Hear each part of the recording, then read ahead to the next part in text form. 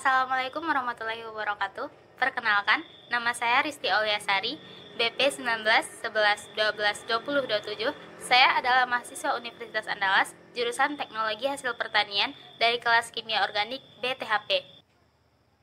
Baiklah, pada kesempatan kali ini, saya akan menjelaskan dua materi kimia organik yang sudah saya pelajari sebelumnya. Yang pertama adalah makromolekul dan yang kedua adalah senyawa organik secara umum, polaritas serta hubungannya terhadap karakteristik dari senyawa organik tersebut. Berikut penjelasannya. Oke, materi pertama yang akan saya jelaskan adalah makromolekul. Jadi, makromolekul ini adalah senyawa yang memiliki massa molekul besar dan tersusun dari gabungan monomer-monomer yang merupakan molekul sederhana yang disusun secara berulang, di mana antara satu monomer dengan monomer lainnya itu diikat oleh ikatan kovalen. Jadi, makromolekul ini dapat terbentuk dari tiga cara. Yang pertama adalah reaksi adisi, yaitu reaksi pembentukan polimer dari monomer-monomer yang awalnya berikatan rangkap menjadi ikatan tunggal. Reaksi kedua adalah reaksi dehidrasi, yaitu reaksi dua monomer yang membentuk ikatan kovalen dengan hilangnya satu molekul air. Nah, ketika ikatan ini terbentuk, setiap monomer berkontribusi sebagian dalam hilangnya molekul air. Satu molekul memberikan gugus hidrogen dan molekul lainnya memberikan gugus hidroksil atau OH. Proses berulang inilah yang mengakibatkan terbentuknya polimer yang difasilitasi oleh enzim.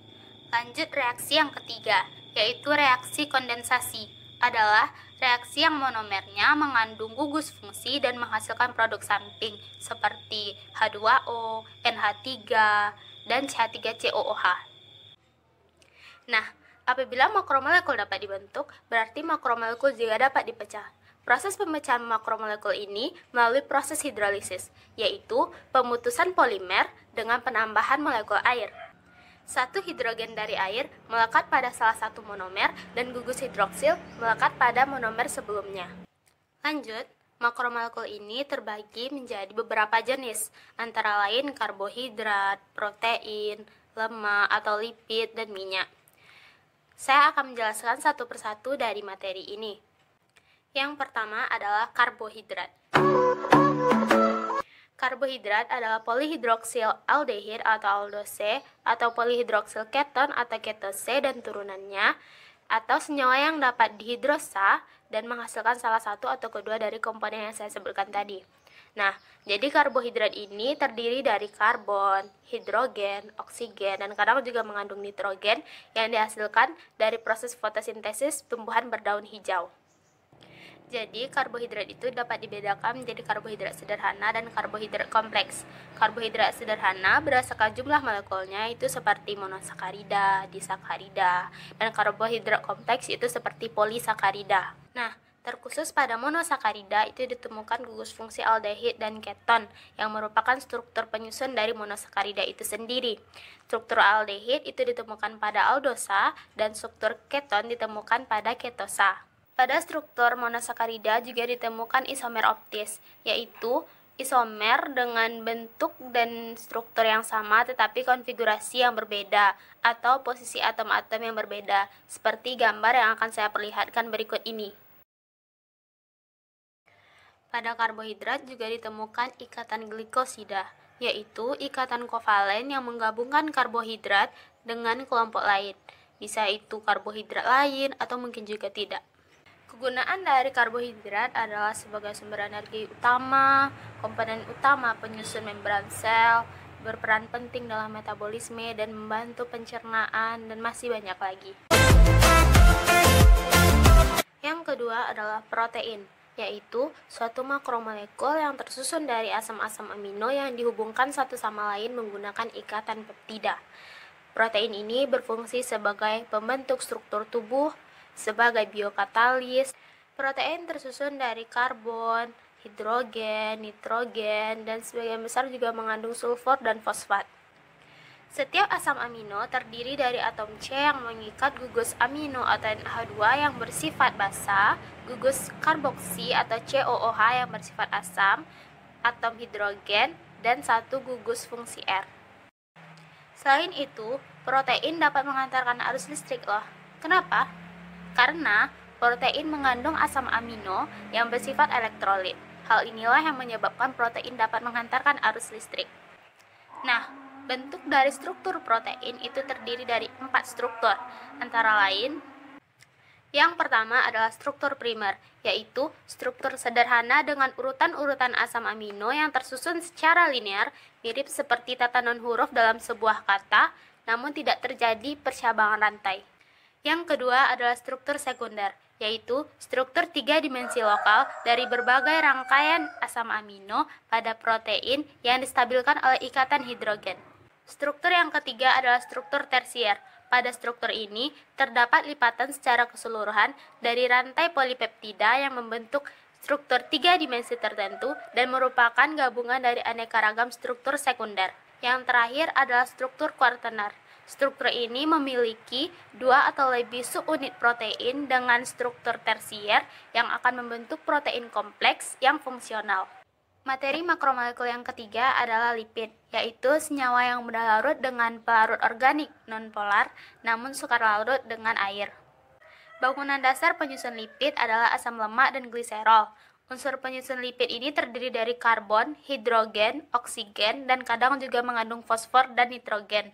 Lipid meliputi lemak, lilin, sterol, dan lainnya. Dan lipid ini berfungsi untuk menyimpan energi, melarutkan vitamin A, D, E, dan K, dan juga struktur penting pembangun membran sel. Yang perlu diketahui dari materi lipid ini adalah lemak dan minyak itu berbeda. Perbedaan ini antara lain: 1. Pada suhu ruang, lemak itu berwujud padat, sedangkan minyak berwujud cair.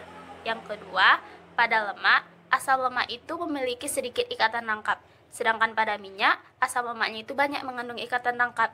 Yang ketiga, titik didih dari lemak ini adalah tinggi, sedangkan minyak itu rendah. Dan yang terakhir, minyak itu lebih reaktif daripada lemak. Selain itu, lemak juga memiliki isomer, yaitu isomer cis dan trans, yang terdapat pada lemak tak jenuh. Pada lemak tak jenuh ini, terdapat 1 atau lebih ikatan rangkap yang membentuk isomer cis dan trans. Satu hal lagi yang perlu diketahui adalah lemak itu tidak dapat larut dalam air kecuali diberi emulsifier. Kenapa harus diberi emulsifier? Karena emulsifier merupakan pelarut organik yang memiliki gugus polar maupun non-polar. Pada gugus polar itu mengikat air, sedangkan gugus non-polar mengikat minyak. Bagian polar kemudian terionisasi dan bermuatan negatif sehingga minyak menjadi bermuatan positif. Kemudian partikel minyak menjadi tolak-menolak. Hal inilah yang menyebabkan minyak dan air menjadi stabil. Satu istilah yang perlu diketahui juga dari materi lipid adalah fat bilayer.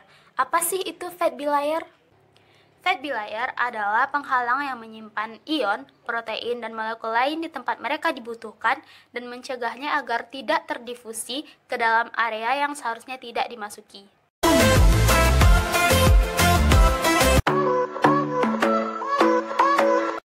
Senyawa organik adalah senyawa-senyawa yang dibentuk atau mengandung unsur karbon kecuali karbida, karbona, dan oksida karbon sebagai kerangka utamanya dan mengikat unsur-unsur non-logam lain seperti oksigen, hidrogen, nitrogen yang memiliki sifat khusus fisika dan kimia yang khas.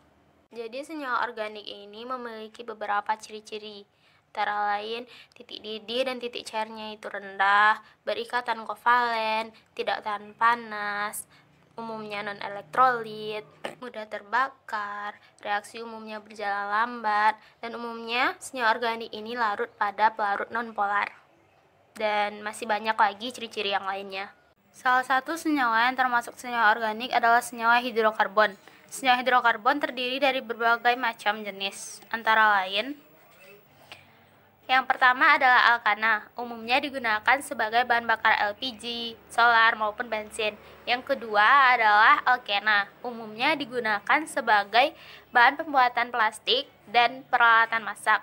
Yang ketiga adalah alkuna, umumnya digunakan sebagai pembuatan bahan-bahan sintetis. Selanjutnya adalah alkohol, umumnya alkohol digunakan sebagai pelarut dan dapat dikonsumsi. Lalu ada eter. Eter umumnya digunakan sebagai obat bius. Selanjutnya ada aldehid. Umumnya aldehid digunakan sebagai bahan pembuatan resin, zat warna, dan obat-obatan. Selanjutnya ada keton. Umumnya keton digunakan sebagai bahan pembuatan parfum ataupun untuk menghilangkan cat kuku. Selanjutnya ada asam karboksilat yang umumnya digunakan sebagai bahan pembuatan sabun dan industri makanan. Setelah itu ada ester yang umumnya digunakan sebagai pemberi aroma atau essence pada makanan. Dan terakhir ada amina yang umumnya digunakan dalam pembuatan bahan-bahan obat-obatan. Materi selanjutnya adalah polaritas. Polaritas adalah pemisahan muatan listrik yang mengarah ke molekul, atau gugus fungsinya memiliki dipol listrik atau momen multipolar. Pada materi polaritas ini, ada istilah yang dikenal dengan polar dan nonpolar. Lalu apa sih itu polar dan nonpolar? Molekul polar memiliki dipol yang dihasilkan dari muatan parsial positif dan negatif yang membentuk susunan asimetris. Contohnya saja adalah H2O atau air. H2O memiliki muatan positif dan negatif. Sedangkan molekul nonpolar terjadi apabila pembagian elektron terjadi secara merata pada atom-atom yang berikatan. Karakteristik dari senyawa organik itu dipengaruhi oleh ikatan yang terdapat pada struktur senyawa tersebut. Jadi ikatan kimia itu ada 4, yaitu ikatan van der Waals, ikatan hidrogen, ikatan dipol, dan ikatan ionik. Di antara keempat ikatan ini, yang paling lemah adalah ikatan van der Waals. Misalnya saja, kenapa minyak goreng memiliki titik didih yang lebih tinggi daripada air? Hal ini dikarenakan pada struktur minyak goreng itu banyak ditemukan ikatan van der Waals dan ikatan dipol lebih dari satu. Hal inilah yang mempengaruhi titik didih dari minyak goreng. Semakin reaktif ikatan, maka titik didih senyawa akan semakin tinggi.